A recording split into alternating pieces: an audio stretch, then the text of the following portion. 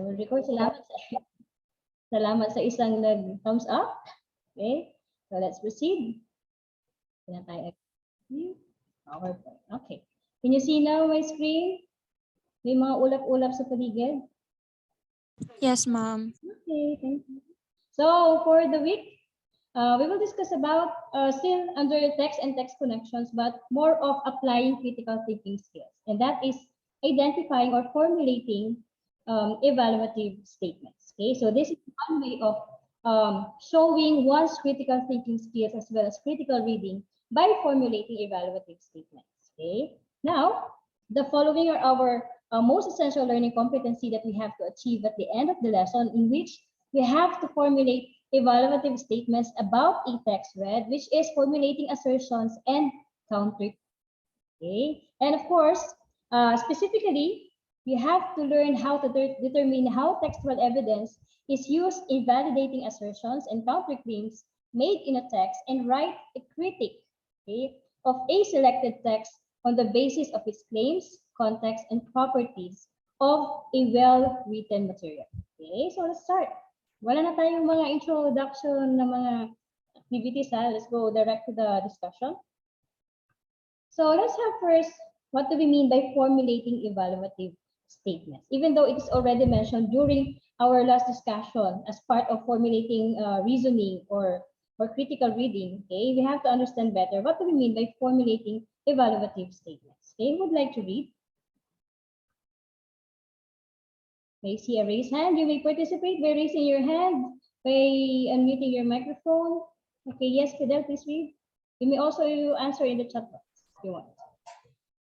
Formulating evaluative statements, giving a better explanation to show the strength and weaknesses of something through writing, presenting a value judgment based on a set of criteria.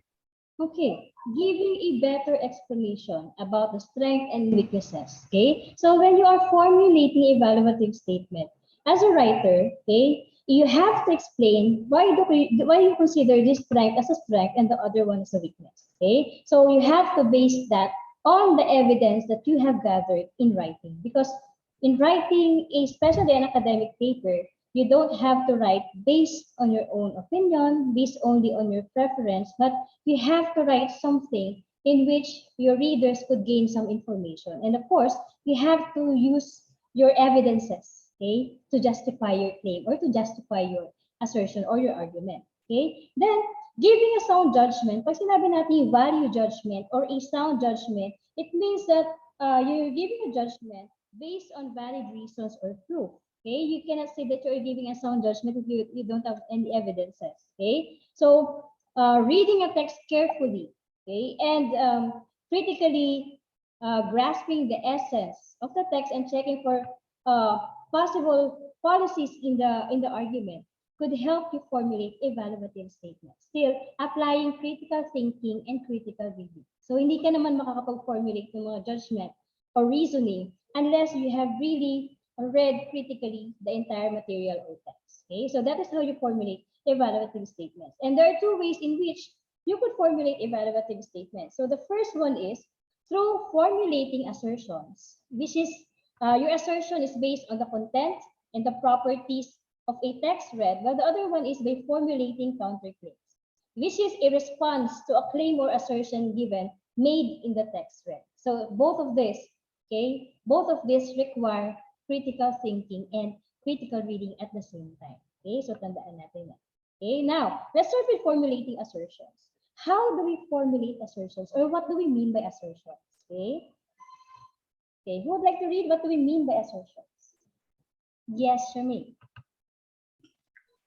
It is a statement used to make a declaration or to express a strong belief on a particular topic, often without evidence. Okay, often without evidence. So you base your assertion or you base your claim or you base your statement based on what is your preference, based on your own idea, based on your feeling, okay? Because you're trying to convey the readers that they have to believe what you are talking about in a certain text. But ikaw yung right. Of course, and of course, you have to convince your reader, okay, to accept the writer's interpretation of a particular literary text or any kind of writing or text. Okay, but of course, you have to examine as a critical reader which among those ideas are considered to be factual ideas or not. Okay, which are considered to be opinions, which are considered to be um, preferences, which are considered to be conclusions, inferences, and assess the overall quality of. Yun nga lang sabi dyan, assertion is often without evidence, but not necessarily walang evidences. Kasi nga, you cannot prove your claim or you cannot prove your reasoning without your evidences or proof. Okay? So, an assertion can be formulated after reading a story, after reading any kind of text, and even after watching a play. Kahit yung mga movie, you formulate your own assertion or judgment. Okay? And assertions usually contain evaluative languages. Okay? Kasi nga, you are evaluating a certain kind of statement. So it is composed of evaluative languages such as, I think this one is useful, this one is significant, important, yung mga words na gano'n. Okay? Insightful, detailed, up-to-date, comprehensive, practical, etc. Those kind of words that are signaling that you are giving your own opinion about a certain text or material. Okay, so in addition to that, you would like to read the next one? Yes, Mikey, please read. It is a stylistic approach or technique involving a strong declaration, a forceful or confident and positive statement regarding a belief or a fact. Okay, stylistic approach. Thank you so much, Mikey. Stylistic approach. So it is a kind of strategy in which you are giving a strong statement. Okay, even though you don't have any proof or you don't have any supporting information about it. It's all about your confidence. Okay, it's all about the forceful statement of fact or belief. Okay, kasi minsan even though you don't have any evidences, pagka magaling ka mag-encourage, magaling kang well, you want them to believe what you are saying or what you're talking about, you could express an assertion. So its purpose is to express ideas or to express things directly, whether you have the proof or not. Okay? And it also means, pag sinabi natin assertion, it also means communicating what you really want. Okay? What you really want, really believe, okay, in a clear fashion. Kasi hindi ka dapat nag-starter dyan every time that you give your statement. Okay? You have to respect your own rights. Of course, you have to respect your own feelings. But of course, when you are giving your assertion, you also have to respect the feelings and rights of others who are also stating their assertions. Ganun dapat siya. Para sa isang debate. Okay? So just like in a debate, okay, both parties or both groups are expressing their ideas and they are backed up with evidences. Whether it's up to you as a listener to which group will you believe. As long as these two groups know how to justify answers, that will be good. Okay. In addition to that, let's have the next one. Please read. Still about assertion? Okay, yes, Raina.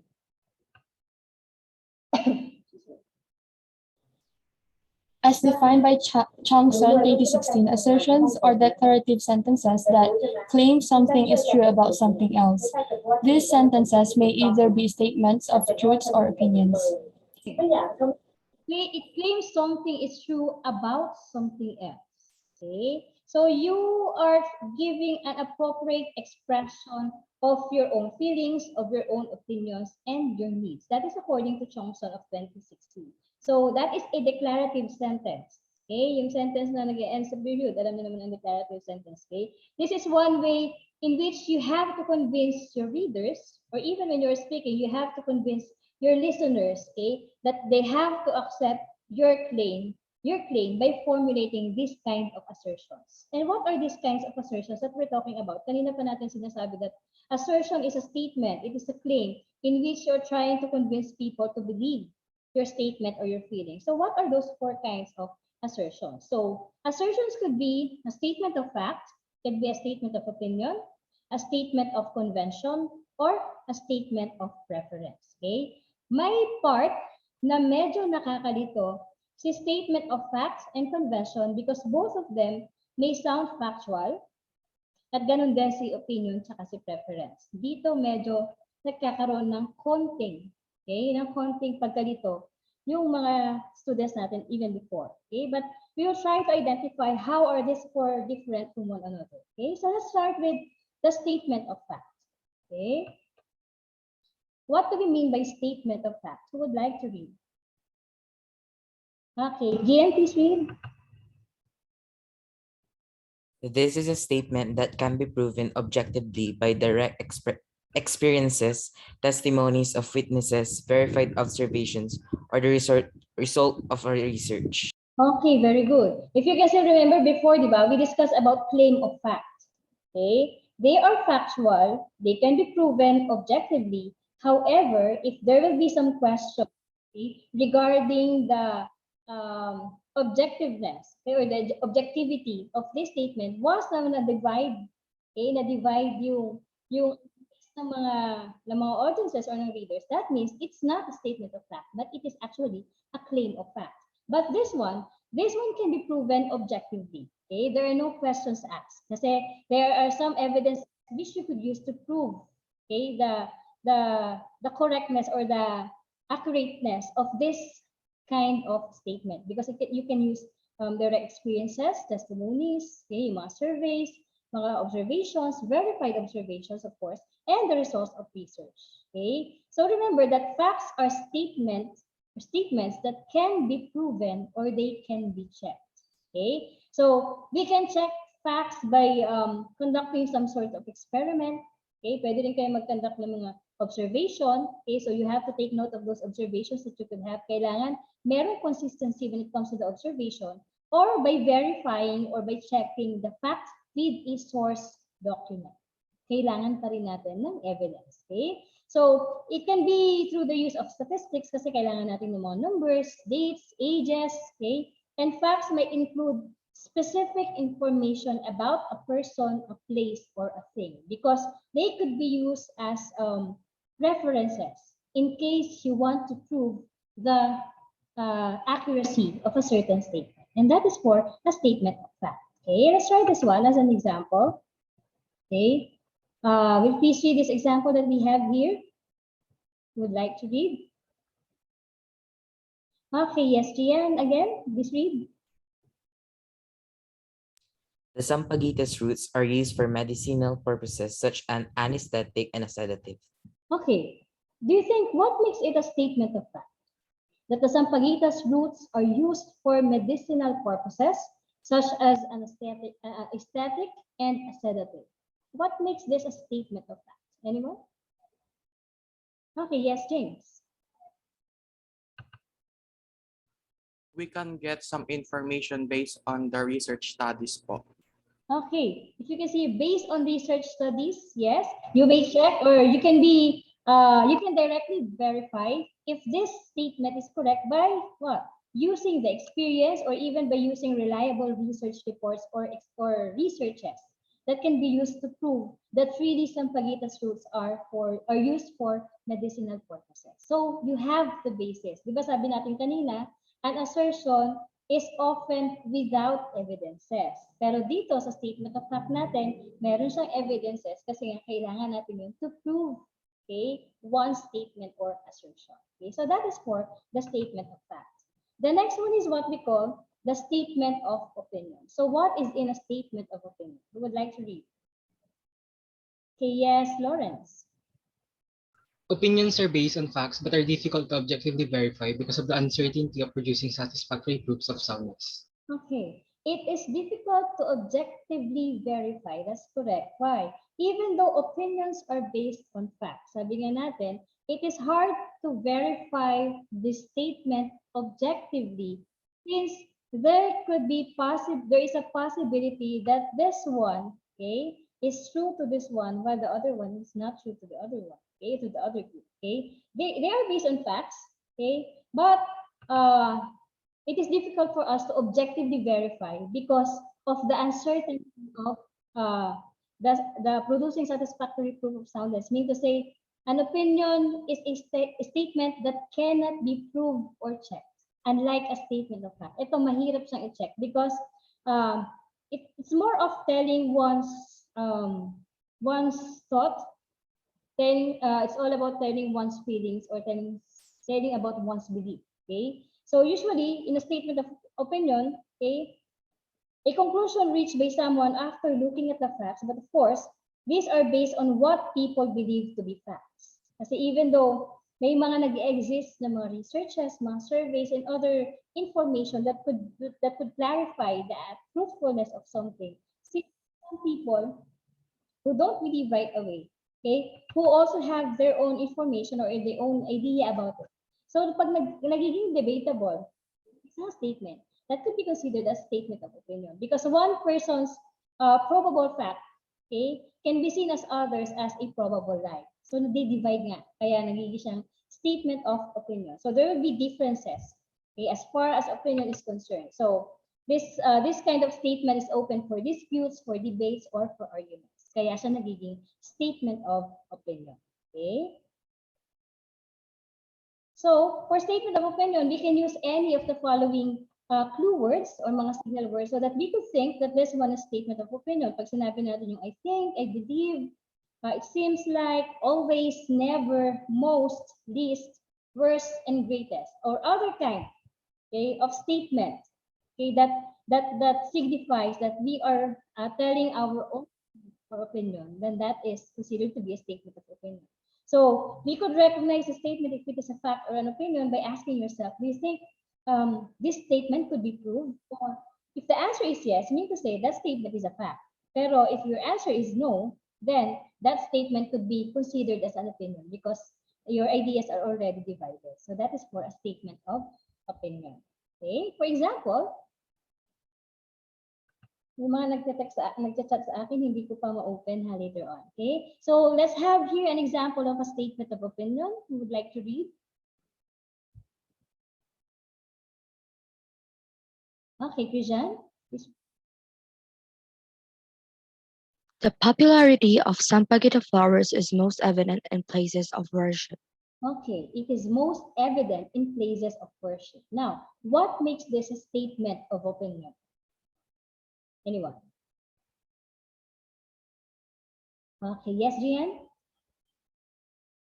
It is based on observation. Okay, it may be based on observation. What else? Yes, Angelo?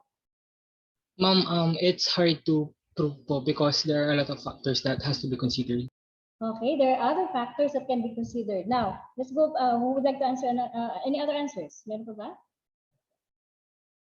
What else that makes this statement a statement of opinion? Meron pa ba? Aside from saying yes, Regine? I think ma'am may nabanggit po na something with connection to religion. So parang low-key nagsho-show po siya ng bias. Okay, possible kasi places of worship. So it tells something about religion. And maybe since religion varies from one person or from one group to another, so that could be considered to be a statement of opinion. That's very good. So we also have the word most. Okay, most evident, sabi dyan. Pero since most evident in the places of worship. Okay, ano ba yung mga places of worship natin? Ano ba yung kinoconsider natin as places of worship? We have the Church. church. Ano pa? Anong tawag dun sa ibang religion ang tawag nila sa church nila? Chapel. Ano pa? Temple. Temple. What else? Meron pa ba? Lokal po. Ano yan? Lokal. Lokal. Okay. So depende yan. So we call it, these places of worship have different names. Okay. Pero do we only see sampaguita flowers in places of worship? Saan nyo ba usually, where can you see usually these sampaguita flowers? In what kind of occasions or in what kind of places can you see sampaguita flowers?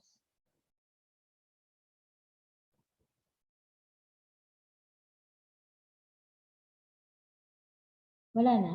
Sa places of worship lang. So mean to say you agree with this one. Garden. Sa garden, yes. Especially if you are a plantita or a plantito who love flowers. Andyan yan sa garden natin. Where else? Flower shops po. Mga flower shops, yes, very good. What else? Saan pa? Public transportation po. Naabutan niyo pa ba? Kasi before, nung bata pa ako, when I was still in elementary, what they usually do as garland, ang ginagamit nilang garland is ang pagita flowers, yung nakalagay sa parang um, dahon ng saging yata yun. Tapos naka-garland yung yung sa pagita. Have you ever experienced that? That you are given a garland, during, especially during graduations, ganyan. Have you ever experienced that?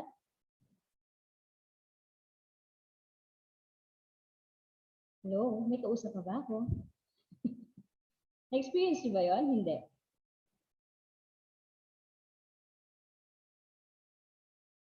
A thumbs up will do para alam ko kung may Hindi kausap po. ako.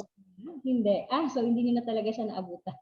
Sige, so matanda na pala talaga ako. Ako lang nakaabot. Sige.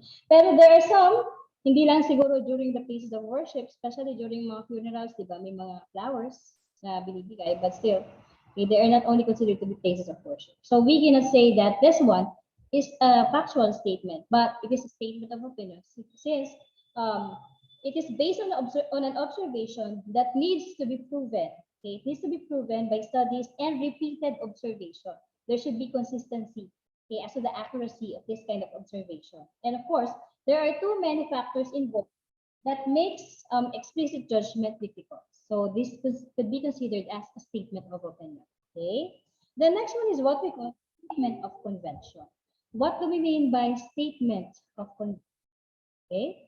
Please read. Who would like to read? Yes, I do. Please read. Statement of convention. A convention is a way in which something is done like traditions and norms. Conventions depend on historical precedent, laws, rules, usage, and customs. Okay. Something that is done like traditions and norm. Pag sinabi kasi natin yung convention, this is the usual thing that we do. Something that we commonly do. Okay? Something that based on history, based on laws, based on rules, based on usage, and based in custom. So meaning to say, we are looking commonly, okay, we are trying to look commonly to held definitions and beliefs for their verification. Pag kumbaga, its truthfulness is verified by how commonly held definitions and beliefs are interpreted. Okay? They may sound factual because this is what are the things that we already have. Okay, these are the things that we already following as to rules and policies or as to laws. Okay, but there is no amount of observation or measurement that will prove if this statement of convention is true or not. Kasi mahirap natin sabihin na this is not, but what is your basis still? Okay, you have to question, you still have to justify your answer. Okay, so for example, those definitions that you could see in the dictionaries, okay, yung mga reference works or yung mga reference materials to verify these conventional statements, okay, it's hard to identify that this one is not correct because these conventions are considered to be accepted. Okay, they are socially accepted, but they cannot be verified objectively. Kumbaga, kinamulatan na natin kung ano yung meron dito. Okay? And it's hard to identify if this one is correct or not. That's why they are considered to be statement of convention. Okay? For example, let's have this one as an example. Okay, would like to read? Yes, Leslie, please. The Sampaguita belongs to the genus Jasminum of the family Olaceae. Okay, scientific terms. Okay, scientific terms of the plant Sampaguita. Okay, now, at first, okay, anyway, may I ask your opinion? What do you think, or may I ask your idea, what makes this a statement? What makes a classification, a statement of convention? Yes, Raina.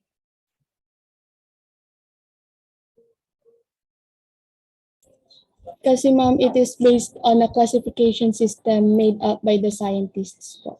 Okay. Classification system made up by the scientists. Okay? Kung naalala nyo nung nasa elementary kayo, iba't ibang classification from the kingdom going to the different classification of animals, of plants, and so on and so forth. Okay? nagbago naman siya hindi ko na masyadong kabisado, pasensya na, hindi ko ma-recall yung mga kingdom na yan. But as the genus name of Sampaguita, it is under genus Jasminum of the family Oliaceae. Now, in this kind of statement, okay, sabi nga ni Raina, it is a convention since it is all about the scientific classification created by the scientists, okay, and it is already acceptable in the scientific community. Kaya nga they are already written in the different science books, okay, explaining what are the origin of these kinds of plants. Okay, ngayon, we cannot prove and how are these scientists able to come up with this kind of scientific name? Ano ba yung naging basis nila?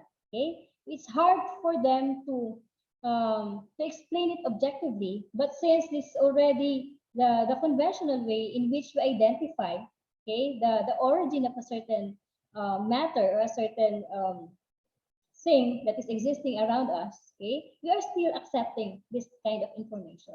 Para yung mga meanings ng mga words sa dictionary, it's hard to question what makes this word has this kind of definition.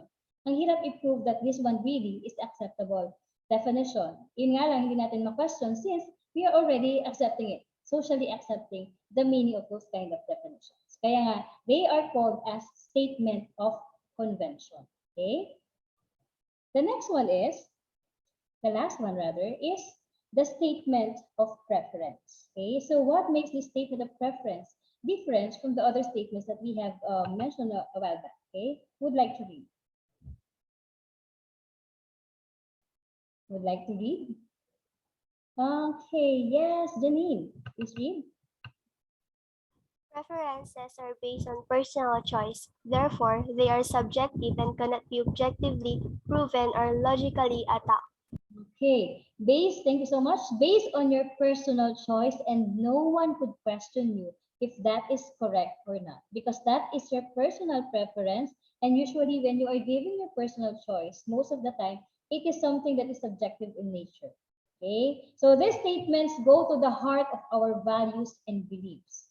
So you choose something based on what you believe or based on the value or based on the kind of personality or culture that you already have. Okay, there is no proof that is possible or you don't have any obligation to support your preference, okay, to prove that your preference is true or not, because that is your own personal choice. Okay, so it is subjective, yes, and still it cannot be verified objectively kasi nga subjective in nature ang ating statement of preference. Okay, example, we have here an example. Will you please read?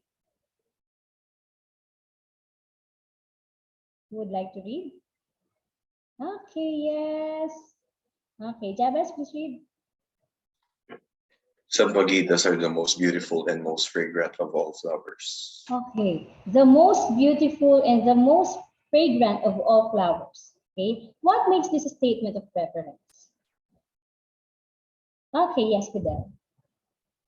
Ma'am, this statement is based on personal choice or liking po. Okay, based on one's personal choice. And kung titingnan nyo ang opinion tsaka ang statement of preference, both of them are using adjectives. Okay, adjectives that are used to describe something. But still, statement of opinion, even though they are using some of the descriptive words, okay, but they are followed or backed up with evidences based on factual statements. Pero dito naman, okay, you can say that this one is the most beautiful and the most fragrant of all flowers based on your own preference, and no need for you to prove that. Okay, kasi that is your personal choice. Okay, so that is for the statement of preference. Okay, so are there any questions so far on the 4 types of assertions? May question ba? Pag walang question, may I see a thumbs up? If there are no questions, kung may questions, please ask your questions right now. Wala bang questions? Someone is raising his hand. Ah, hindi, binawi. Okay, there are no questions. There are 14 who raise a thumbs up. How about the others? May question ba kayo? Diba ayaw nila mag-question para matapos na yan. Sige, next. Let's have the next one. So aside from formulating assertions, okay, as one way of formulating evaluative statement, another one is through formulating counterclaims. Okay, so I think may idea na kayo dyan because even before we already tackled about counterclaims. Okay, so what do we mean by counterclaim. So what is a counterclaim? Who would like to read? Yes. Sige, ayun, iba. The same people are raising their hands. How about the others? Justine, yes. Justine Casipi, please read. Counterclaims are claims made to rebut a previous claim. They provide a contrasting perspective to the main argument. Okay. Your main purpose here when you give a counterclaim is you're going to rebut, okay? You're going to debate, you're going to argue, or you're going to question a previous claim, okay? Because you're going to provide a contrasting idea, okay? Based on the given main argument, okay? So by being able to locate and provide counterclaims to an argument, meaning to say you are showing critical thinking and critical reading ability because you could show your deep competence, okay, and familiarity with the writer's topic. Kasi it's hard for someone to formulate a counterclaim if they are not able to identify what is the claim or the argument of the writer. Okay? So when you are writing or when you are giving your counterclaim, it shows that you are examining, okay, the argument in a different perspective. Okay? And that you are not only accepting the claim of the writer. Okay? So, pag may na-formulate kayong counterclaiming to say, you could give a question, what do you think are the other credible possibilities? That is opposite, okay, to the claim or to the assertion made by the writer. Baka there are other tendencies that could clarify your personal position about the topic, which could still be backed up by evidences. Okay? So make sure that when you are presenting your counterclaim, okay, you are providing criticism. Okay, criticism kasi yan because you're trying to attack. You're trying to give a contradicting perspective about something. Make sure that you are providing criticism since you are stating that the claim provided by the writer is not true. Pero still, kailangan gagawin mo yan in a more polite way. Hindi ka lang basta magka-counter-attack or magka-counter-argument, okay, without even thinking the person's feelings or emotions during the argument. Okay, so that is for the counterclaim. So how could we formulate counterclaims? Okay, so we have here the following questions which could help us formulate a counterclaim. Okay, who would like to read the following questions? Anyone from the group? Okay, yes, Christian. Formulating counterclaims. First question. What are the major points on which you and the author can disagree? Second, what is the strongest argument? What did they say to defend their position? Third, what are the merits of their view? Fourth, what are the weaknesses or shortcomings in their argument? Fifth, are there any hidden assumptions?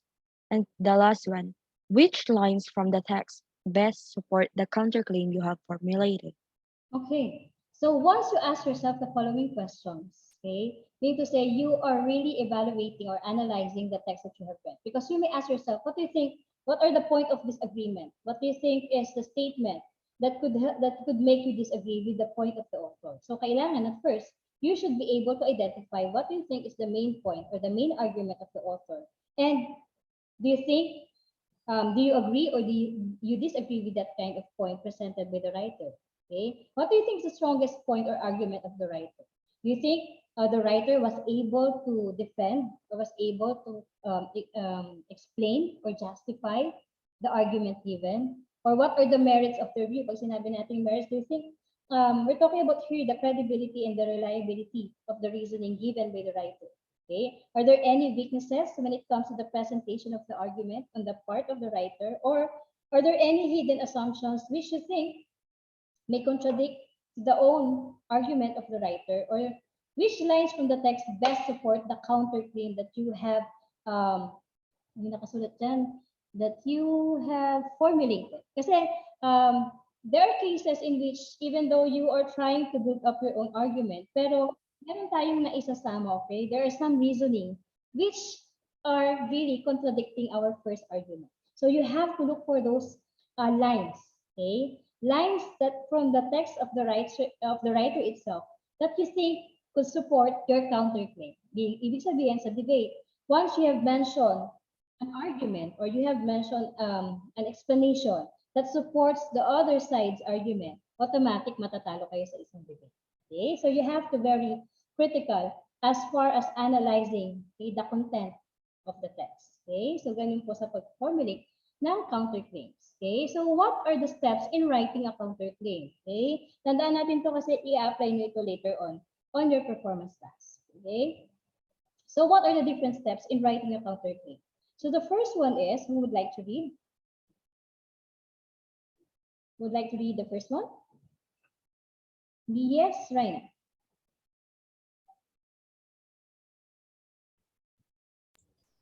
Step 1. Ways to begin counterclaim paragraphs. Many people believe that it is often thought that it might seem as if, while it is common. Okay. So when you are writing a counterclaim paragraph, okay, start with the following sentence starter. Meaning to say, you will start with the claim or the argument, okay, of the writer.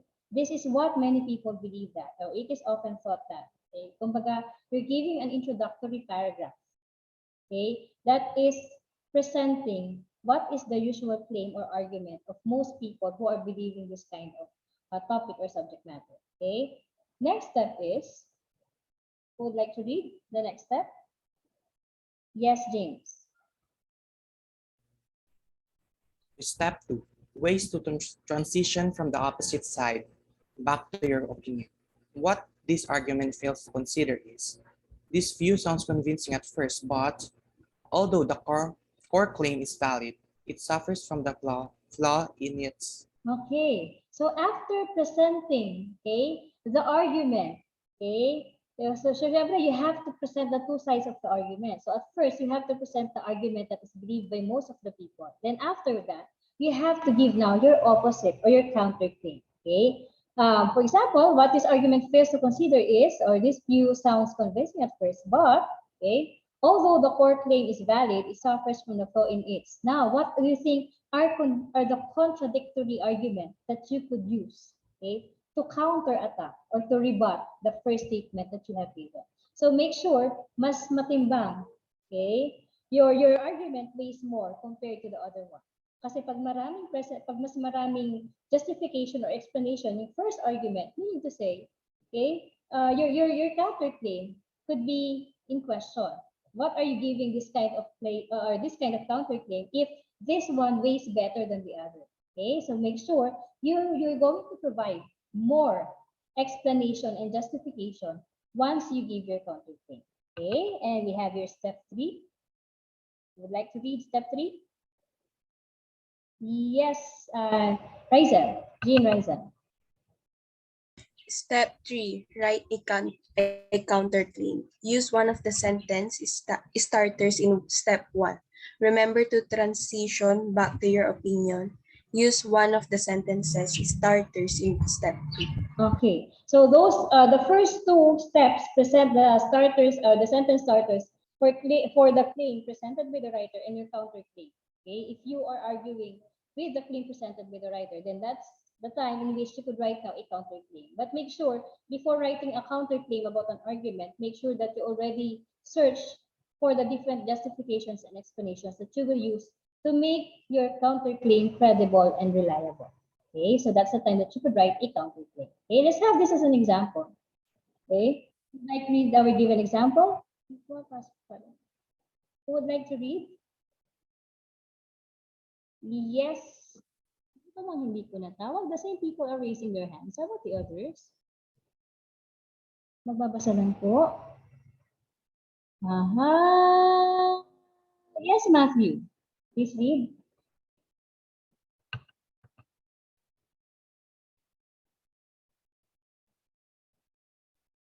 Matthew, please unmute your microphone.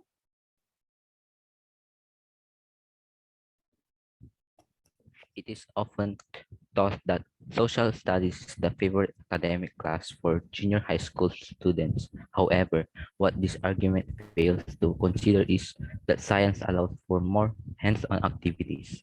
For example, when studying amphibians, you get to dissect a frog rather than just read about an event from the past. Okay. Okay. What can you say about the highlighted word, the italicized words? What are those words? Or what are those phrases? Are you familiar with this? Ito mga to. It is often thought that. What's this? Step 1 po. Yes, Gian. Is that This Gian? from starter sentence step 1 po. Okay, this is one of the sentence starters for step 1 when you are presenting the argument, okay, or the main argument of the writer. How about what this argument fails to consider is? Would like to answer. What this argument fails to consider is, what's all about this one? Yes, Rainer. Nasa transition po sa step 2 po. Okay, the step 2 sentence starter, which signifies that you are now giving a counterclaim.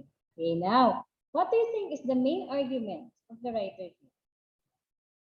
What do you think is the main claim or the main argument?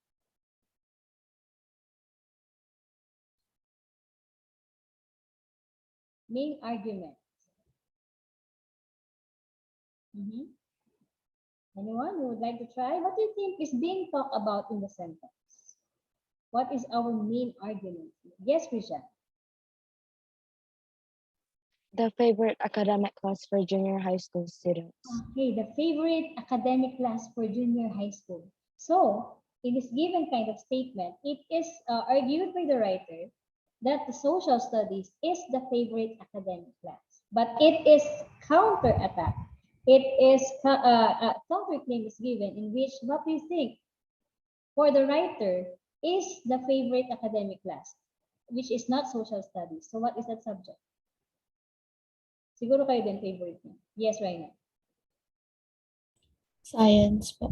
Okay, so for the writer here, science is a more favorite subject compared to social studies. Okay, and an explanation was provided. So sabi dyan, science allows for more hands-on activities. Okay, just like if you want to study about amphibians, mga frogs, okay, you can dissect a frog rather than learning about the history of the frog. Okay, you could better understand if you're going to dissect the frog and identify the parts of a frog para mas ma-enjoy niyo siya compared naman sa history of the frog. Okay, so that is according to the writer here. So that is how the writer gave a counterclaim of the first argument or the main argument. Okay, nang nabasa niya. Okay, so that is our example. And of course, always remember, when you are giving a counterclaim, sabi ko nga kanina, you have to do it politely. So one way of doing it is by using hedges. Okay? So what do you mean by hedges? Who would like to read the following? What do we mean by hedges? Pakibasa lang po.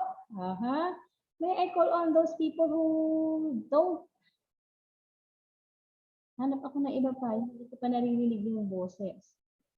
Hanap pa tayo ng iba. Okay, already 8. We already have 8. Yes, Beryl, may I hear from you?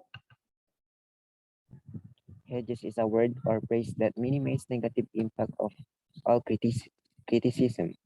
Hedges could come from different forms such as models, may, could, example, may, could, would, or etc. Frequency adverbs, example, usually, generally, commonly. Probably adverbs, example, probably, possibly, presumably. Okay. Okay, so anyway, bago ko ituloy, sige, from your seats, kung nakaupo kayo, kung nakahiga kayo, upo kayo saglit. From your seat, pakiganan nga yung mga kamay. Dali, inaantok kayo, baka antokin din ako. Mag-isa pa naman ako dito sa classroom. Gising-gising? Okay? Pakigising yung mga sarili kasi yung boses ninyo, inaantok talaga kayo. Okay, I'm so sorry. Our time is very unholy. Nasa unholy hour tayo. Pasensya na kayo dyan. Okay, so when we say hedges, okay, it is a word or phrase that minimizes negative impact of criticism. So, syempre, you're going to give a criticism in a very or in a more polite way. Okay, that is one of the considerations in writing a counterclaim. Because when you're using hedges, you're going to give a cautious tone in your writing. Okay, hindi siya yung parang sa debate, di ba? Pag may nakita kayo nagde-debate na parang debate lang sa kalsada na As long as you could give your own your own statement, that is okay because you're trying to give you're having a debate. But actually, if you're going to do it in a more or in a better way, okay, you're going to use hedges because it is a courteous way of presenting your information or presenting your idea. So you are providing criticism since you are stating that the claim is not true, but not actually hindi kayo nakikipag-away parang okay. So what are the different kinds of hedges that you could use so that you could sound, okay, you could sound courteous or you could sound polite when you are giving your counterclaim. So you may use any models. Kapag sinabi nating models, siguro familiar naman kayo dyan. These are types of auxiliary verbs that are used to express ability. Okay, ability yung mga yan, yung mga may possibility, ayan, permission or obligation. Yan yung mga models na yan.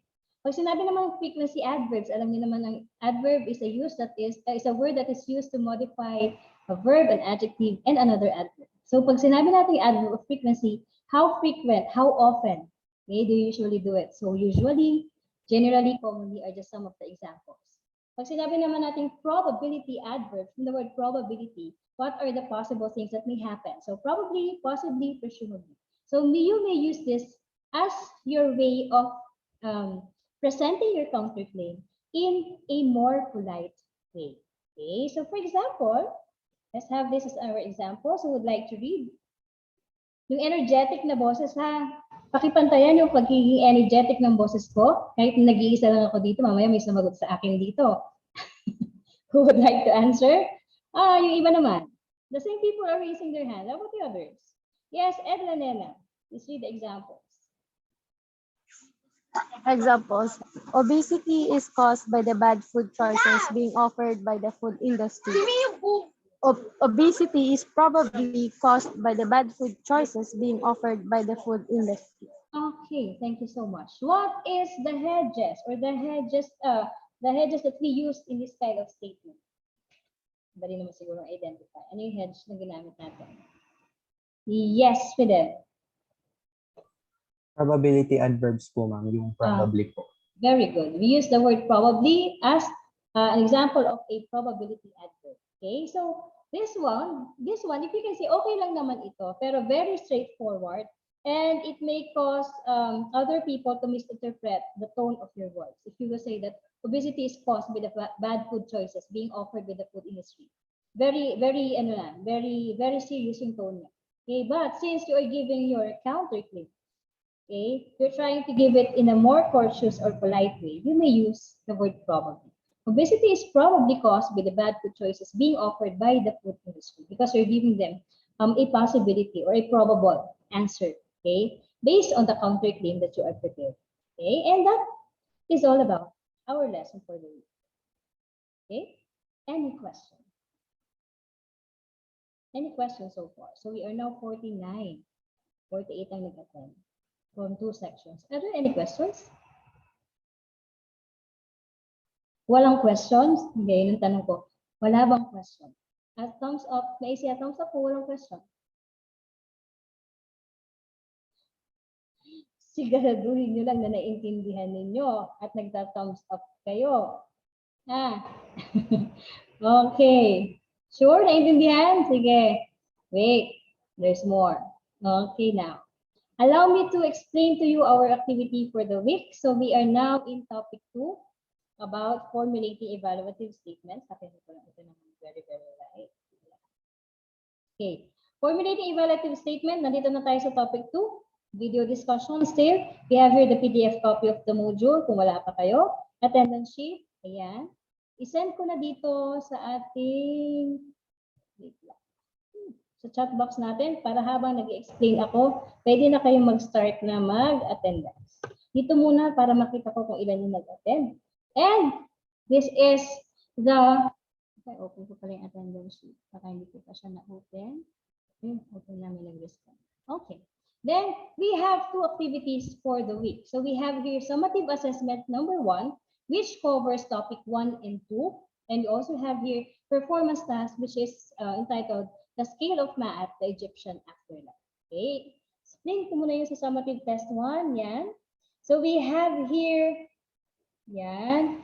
Multiple choice questions We have here 20 questions, all in multiple choice. Okay, so sa set B, 16 to 20, identify the type of assertion used. Ito yung pinag-aralan natin ngayon. And then, so numbers 1 to 15, more on the concepts that is presented to you since last week and then this week. Okay, so I think madali na po yung hanapan ng sagot. Okay, that all of them could be found at your modules. Basta nagbasa ng modules. And then this is for your performance task. Okay, it is entitled The Scale of Ma'at, the Egyptian Afterlife. Supposed to be, before kasi ginagawa ko siya for a debate. Pero mahihirapan tayong mag-debate kasi hindi lahat makakapag-online, hindi lahat makaka-join. Okay, so ngayon, gagawin natin siya into writing. Okay, so the scale of Ma'at, the Egyptian afterlife. If you can see here, here is a background about the story. Okay, basahin ko lang. Pedro is an upstanding citizen. One night, he was mugged by unknown assailants. While he was defending himself, a gunshot was heard. Pedro and one of the assailants were struggling with that gun. The bullet killed an innocent kid nearby. Pedro was then shot by one of the assailants and he died. Pedro believed in Egyptian afterlife. Now, he faces Osiris in the Hall of Judgment. Anubis takes his heart and starts weighing it with the scale of Ma'at against the feather of truth. So may scale yan. Okay? Nandito yung feather, nandito yung heart niya. The scale is shifting to and fro because of the life Pedro took, which is the life of the child. Okay, now, in the weighing of the heart right, the heart of the deceased is weighed in the scale against the feather of the goddess Ma'at, who personifies order, truth, and what is right. So in Egyptian religion, ito na yung pinaka-background ninyo para at least you have the idea bakit ganun yung nagiging desisyon. Okay? In the Egyptian religion, the heart has the key to the afterlife. It was conceived as surviving death in the netherworld, where it gave evidence for or against its possessor. It was thought that the heart was examined by Anubis and the deities during the weighting of the heart ceremony. If the heart weighed more than the heart of Ma'at, it was immediately consumed by the monster Ammit. Okay? Kung hindi niya deserve makapunta sa afterlife, that heart will be eaten, okay, by Ammit or the master Ammit. Pero pag mas magaan siya, okay, compared to the feather of truth, that means he could go to the afterlife. Now, the question here is, what would happen to Pedro? Will he go to the afterlife or will Amit devour his heart? Okay, so with this question, you have to write a 3-paragraph essay about your assertion through presenting your claims or arguments. Okay, you may use hedges as you are presenting those claims or arguments. Okay, so remember in writing your claim or in writing your your assertions or evaluative statements, okay, you have to present first your point. What do you think is your answer to the question? Okay, so pwede sa first paragraph, nandun na yung sagot nyo. Kung makakapunta ba siya sa afterlife or hindi. Then afterwards, on the next paragraph or in the body of the paragraph, give now your explanation or justification. You may use some proof or evidences, or you may just evaluate, okay, the text itself. Find any, okay, or any statement which you think could help you justify your answer. Or kung kulang naman yung nakita nyo dito, pwede kayong mag-search, okay, mga laws. Kaya alam nyo yan, madaling ipasok yan about religion and so on and so forth. Other aspect that could justify your answer. And then a conclusion, yung last part, okay, you only have to give a generalization. Do you think what could be the judgment towards the death of Pedro? Okay, ganun lang, as simple as that. Hindi tayo pahabaan ng sagot. Ang gusto ko, direct to the point, ang answer. Okay? Kasi, na-observe ko lang ha, on the previous paragraph or essays that you have submitted, especially when you are asked to do a research, there are some of you who are not paraphrasing what you can find in the internet. Most of you have copy-pasted what is already in there.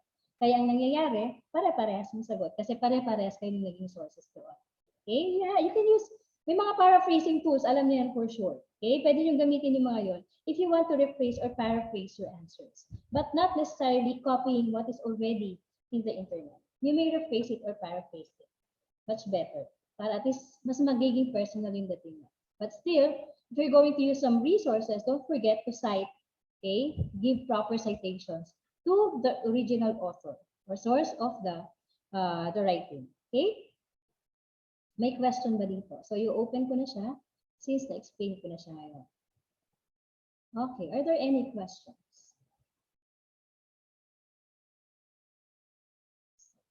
Okay, any questions? Wala ba magtatanong kailan ang deadline? Yes, Albert, you're raising your hand. Ma'am, hawak po ba ni Pedro yung gun po or yung assailant po yung may hawak ng gun? Okay, balikan natin. Ito yung question. Hawak ba ni Pedro yung gun? If you can see here, Pedro, hindi siya directly stated. Kung nakikita nyo, Pedro is an upstanding citizen. Okay, he is a very good citizen. He was mugged by an unknown assailant. So, who do you think could have the possession of the gun? Do you think it is Pedro or the assailant?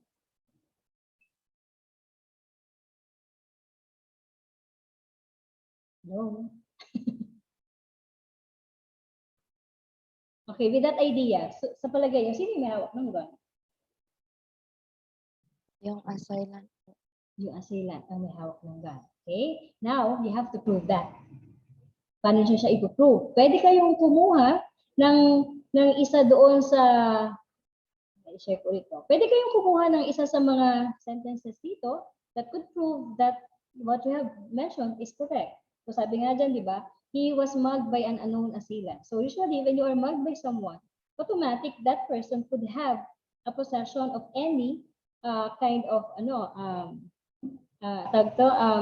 firearms. Pwedeng gun and other. Okay? So yung mga yun. What else? May question pa ba? Sabi dyan kasi, may gunshot na narinig. Another question is, sino or kanino nanggaling yung gunshot? Kasi since there's already, Pedro and the assailant are already struggling with that gun, then biglang may narinig na gunshot. Do you think who between the two could have accidentally shot the kid or the child na nandun lang sa paligid? Okay? So, since namatay si Pedro din, ngayon, iyon ang question ngayon. Do you think si Pedro ba yung nakapatay dun sa bata? Or do you think Pedro only have a self-defense with the assailant? So, ang daming possible answers there. Depending ngayon on how you're going to prove or explain your point of view about this issue. Okay? Any more questions? May I invite everybody to please open your cameras para makita ko ang mga facial expression. Baka yung iba natutulog na. Yung energy level ko nasa 90%, yung sa inyo nasa 50%. Bakit ganyan? Kahit inaantok ako, nakaganyan yung mata ko. Okay. Okay. Open camera tayo. Alam niyo ng ating mandatory picture taking. Kailan ang deadline? Okay. Bakit kailangan tayo may deadline? Hindi na, actually, kahit mag-set ako ng deadline, hindi naman nasusunod ng iba yung deadline ko. Pag sinabi kong next week, magsasabit sila at the end of the quarter. Anyway, we have a week to submit. So, since today is just Monday, next until Sunday. Bibigyan ko kayo until Sunday. Kasi pagdating natin ng Monday, iba na naman yung lesson ninyo. O iba na naman yung activity ninyo. Okay? Pag-isipan yung ilalagay sa performance task. Hindi ko pala na-i-explain yun sa bandang baba. It is given 15 points for the scoring rubric. So for you to get 15 points, assertions, claims, and arguments are presented in a very clear and organized manner. Counterclaims are used and presented effectively to prove one's answer. Okay? So pag wala kayong sagot, 0 naman yung automatic. Okay? So ang scoring natin 15, 10, and then 5. Makikita nyo naman yun dun sa Google Form. Okay? So if there are any questions, you may raise your questions dun sa GC natin. Sa GC na lang, wag nyo ng ATM kasi may times na nagtatanong pare-parehas, the same question lang naman. Para at least isa ang sagot ng mga questions. Okay? Open cam tayo for a picture taking. Ready? Ready? Missing. Okay. 1, 2, and 3. Okay. Thank you so much for your time. Okay. So allow me to